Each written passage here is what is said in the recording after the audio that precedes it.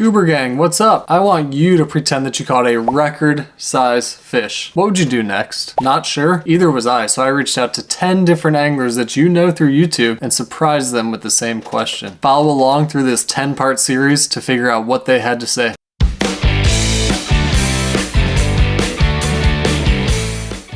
In the last episode, we interviewed Lyle Stokes, and he passed the question on to... I think from my end, one of the most people that I think would be excited the most to get a fish like that would be Chad Fields. So that's who I would recommend you call next.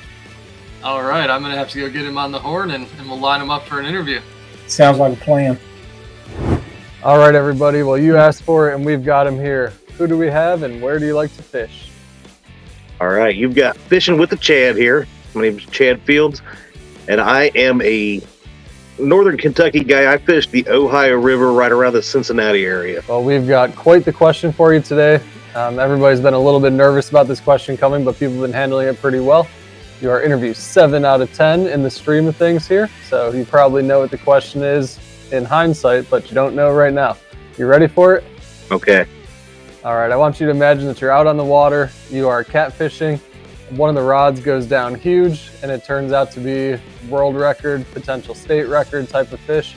I want to know if you have a plan in place of what you might do to handle that fish and maybe get that recognized, and just kind of what your next couple hours or maybe even days might look like.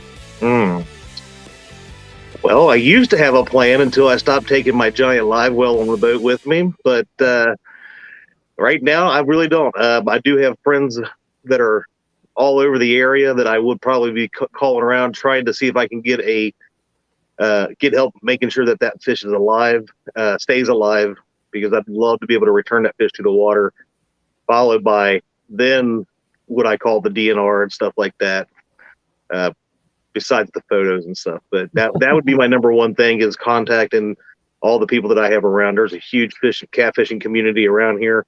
So I believe I'd be able to handle getting that fish into a tank, a holding area, pretty quickly. So as long as I was able to do that, then we'd worry about the state record. Other than that, that fish would be going back in the water to be caught another day. That's two pretty common things or themes we've had popping up in this series. Is people reaching out for help, seeing who else is on the water, who might be able to come out and help, and keeping that fish nice and healthy.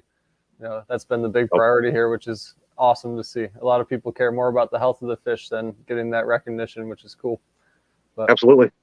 Yeah. Is there a particular process you have to follow in your state? Do you know? That's a great question. I really do not know the whole process, other than contacting the DNR. You have to have one of the scientists come down and actually verify you have the right species and all that. I think it's fairly common in the same. Other than I know we can keep the fish alive, where some other states you can't. You have to freeze the fish or something and wait weeks for a DNR agent. We can get it in Kentucky a little bit easier by keeping the fish alive as well. That's good to know, and that's something that actually hasn't come up too frequently on here. Is, you know, some people don't even have to keep the fish alive, but you know, the way we are around here, we like to keep those fish alive and keep those breeding genes in the pool. Absolutely, sir. That is cool. I know everybody goes out there, they want to catch the biggest fish they possibly can, but myself included, we don't always have the best plan for if that magical day actually does happen. No, we don't.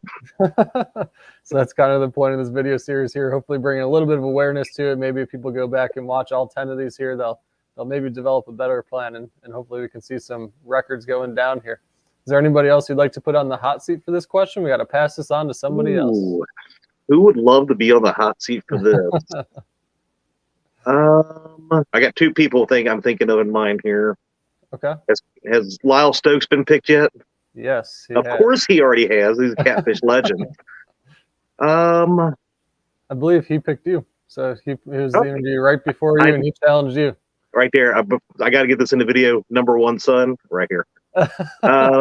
Okay. Let's go with... Here's a good one.